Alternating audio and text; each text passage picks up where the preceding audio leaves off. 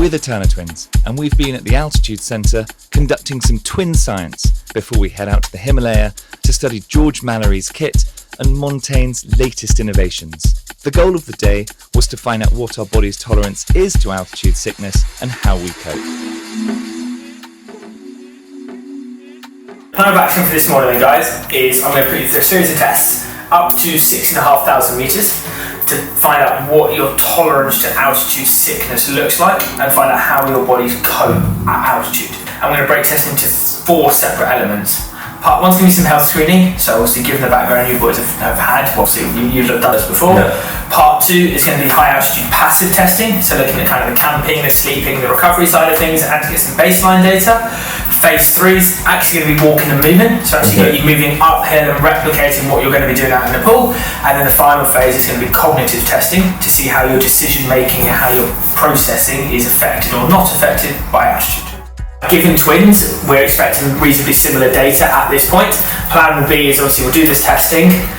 One of you will get the kit and pre-acclimatise like modern mountaineers. One of you will train like the 20s. We'll then retest again just before the pool, and we'll be able to see the differences and see the impact that pre-acclimatisation had, but also see how that has impacted your risk of altitude sickness. Because the whole aim of this test is to put you on a spectrum from more to less likely to suffer AMS and understand what your strengths and weaknesses are from an altitude perspective. We'll get ready to go. Make sense? Yeah, heart rate's gone up. Yeah, you will do.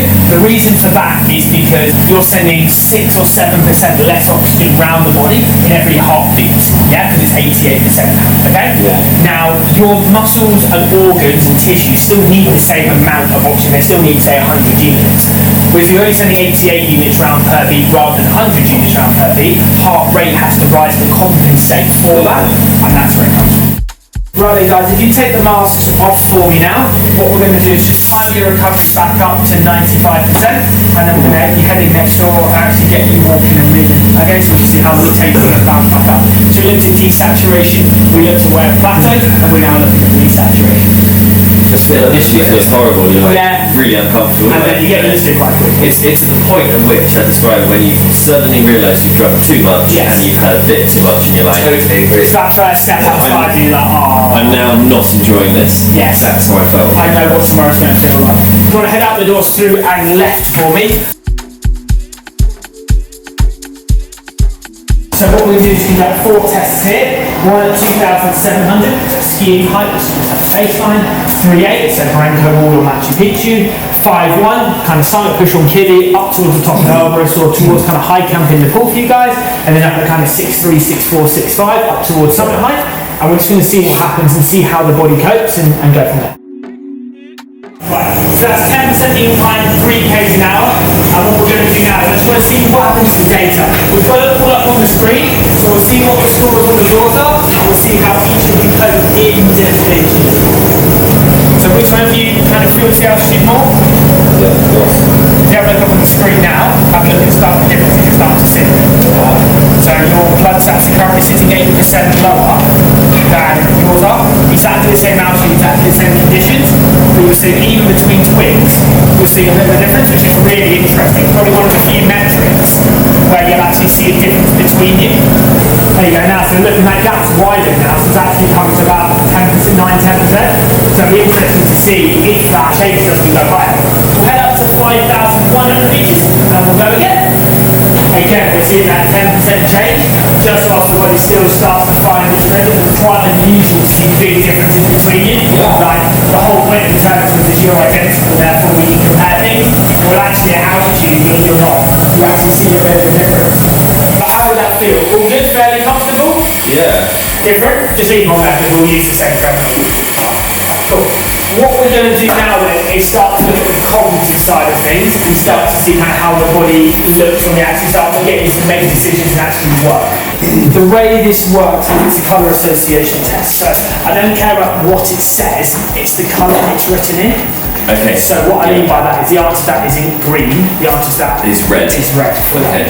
So we'll do 2 sets of testing, one at 5.1, one at 3.8, and we'll do this walking along.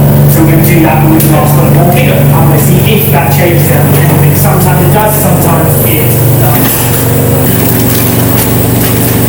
Yeah, just step off. Weirdly, that's now. Weird, isn't it? Yeah, didn't enjoy that.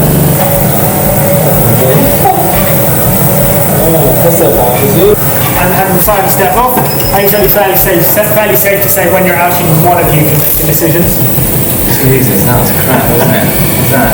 Last we've had to the data today. Plan of action is Ross. We're going to send you a full sleep system and a full exercise setup. So that's what we know as kind of a full system. So you'll be able to begin the acclimatisation process at home over the next 4 weeks or so.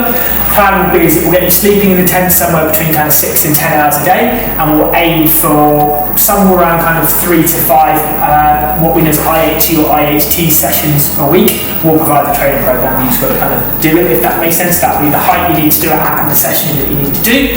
What we'll then look to do is just for you guys fly out to the pool, come back in and retest this data and start to see if there's any differences, see the impact that pre-acclimatisation has had, and get some lab-based data. And then on the mountain, we'll take some blood sat data and heart rate data when you're actually out in the pool. So we'll get some real-world data, and then once we've got lab-based and real-world, we can then draw the conclusions and see the impact that the pre-acclimatisation had before you went and actually on the mountain itself. Does that make sense? Yeah, brilliant. Thank you very much.